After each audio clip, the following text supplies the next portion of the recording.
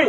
আজকে আমাদেৰ এই অঞ্চলেৰ মানুষ মেঘালয় ব্যবসা লেবাৰ চাওক আমি গণতান্ত্ৰিকভাৱে এক আন্দোলন হাতত লৈছোঁ।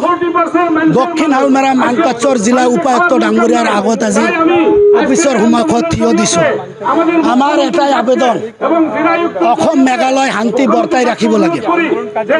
২ নম্বৰ আবেদন, আমাৰ সৰু সৰু বেপাৰী যিবিলাক আছে তেওঁলোকক ভিতৰুৱা অঞ্চলত গৈ তেওঁলোকক বেপাৰ কৰিব লাগে। ৩য় নম্বৰ, সংবিধান ৰক্ষা কৰিব লাগে। ৪ৰ্থ নম্বৰ, সকলো ভাৰতীয়ৰ অধিকাৰ ৰক্ষা কৰিব লাগে। আমাৰ মাজত যি ভাতৃত্ববোধ আছে সেইটো ৰক্ষা কৰিব লাগে। আজি এইটো ব্ৰিটিছৰ পিৰিয়ডৰ পৰাই চলি আছে। তেওঁলোকে উৎপাদন কৰে, সেই উৎপাদনৰ বস্তু লৈ আমি বাণিজ্য কৰোঁ। ইয়াক কোনো দুষ্ট চক্ৰ ইয়াক আমি ভাঙিব নিদিওঁ। আমাৰ দক্ষিণ হালমাৰা মানকাচৰ জিলাৰ উপায়ুক্ত ডাঙৰীয়াৰ ওপৰত আমাৰ ক্ষোভ আছে, নিশ্চিতভাৱে ক্ষোভ আছে।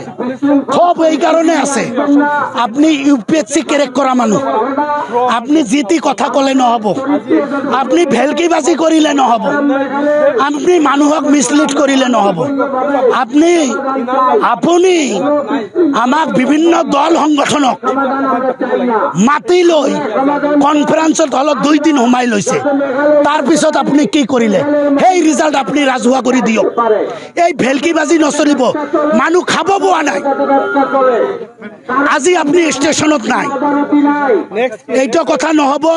এটা UPSC ক্ৰেক কৰা মানুহ আমি বিচাৰিছোঁ, আপুনি আমাৰ গাৰ্জিয়ান, ইয়াৰ সুবিচাৰ কৰিব, কিন্তু আপোনাৰ পৰা আমি সুবিচাৰ পৰা নাই। উপায়ুক্ত ডাঙৰীয়াক আকৌ এবাৰ কৈছোঁ, অতি সোনকালে মেঘালয়ৰ যিমান ছ'চিয়েল অৰ্গেনাইজেশ্যন আছে, মেঘালয়ৰ চৰকাৰ আছে, মেঘালয়ৰ যিখিনি মানুহৰ লগত কথা বতৰা ক'ব লাগে, কথা পাতি কৰি আলোচনাৰ মধ্যত শান্তিপূৰ্ণভাৱে আমাৰ ব্যৱসায়ীসকলক ভিতৰুৱা অঞ্চলত ব্যৱসায় কৰিব সুবিধা দিব লাগে। দক্ষিণ হালমাৰা আঞ্চলিক ব্যৱসায়ী আৰু শ্ৰমিক সংস্থাৰ সভাপতি হয়। আজি আমাৰ জিলা ব্যৱসায়ী সংস্থা আৰু শ্ৰমিক সংস্থাৰ উদ্যোগত যিটো অনশন আছিল আমি সহযোগ কৰিছোঁ। আচলতে যোৱা 3 মাহ ধৰি আমি আমাৰ অসমৰ যিবিলাক ব্যৱসায়ী আছিল, বিশেষকৈ আমাৰ 4টা জিলা গোৱালপাৰা, ধুবুৰী, কামৰূপ গ্ৰাম্য আৰু দক্ষিণ হালমাৰা, এই 4টা জিলাৰ পৰা যিবিলাক নিয়াৰেষ্ট মেঘালয়ত যিবিলাক ব্যৱসায় কৰি আছে ব্যৱসায়ীসকলক আমাৰ অসমৰ ব্যৱসায়ীসকলক সোমাব দিয়া নাই আৰু ব্যৱসায় কৰিব দিয়া নাই। এতিয়া ইয়াতে আমাৰ প্ৰশাসন, আমাৰ চৰকাৰ আৰু মেঘালয় চৰকাৰে কি কৰি আছে? কাৰণ আমাৰ ভাৰতীয় সংবিধানৰ অনুচ্ছেদ মতে 301 পৰা 307 লৈকে আপোনালোকে জানে যে ভাৰতবৰ্ষত যিকোনো ৰাজ্যৰ মাজতে যিকোনো মানুহে মুক্তভাৱে অবাধ বাণিজ্য ব্যৱসায় আৰু যাতায়াত কৰিব পাৰিব। কিন্তু আমাৰ মৌলিক অধিকাৰ খৰ্ব হৈছে, আমাৰ সংবিধান ভংগ কৰি আছে, তথাপি আমাৰ প্ৰশাসন বহি আছে। এতিয়া আমাৰ দাবী হৈছে যাতে আমাৰ অসমৰ আৰু মেঘালয়ৰ যিটো ব্যৱসায়িক আমাৰ নীতি আছে, ব্যৱসায়িক যিটো চলি আছিল আগৰ দৰে চলিব লাগে, আমাৰ অসমৰ মানুহক যাতে সুৰক্ষা দিব লাগে, সেই সুৰক্ষা দিব লাগে আৰু সংবিধান যাতে ভংগ নহয় সেইটোৰ প্ৰতি লক্ষ্য ৰাখিব লাগে। এইখিনি আমাৰ ক'বলগীয়া। ইয়াতকৈ আৰু আন্দোলন গণতান্ত্ৰিকভাৱে আৰু আন্দোলন জোৰভাৱে হ'ব।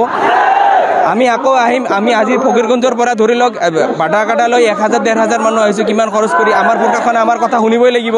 যদি নুশুনে তেনেহ'লে ইয়াতকৈ আৰু আন্দোলন ভয়ানক হ'ব।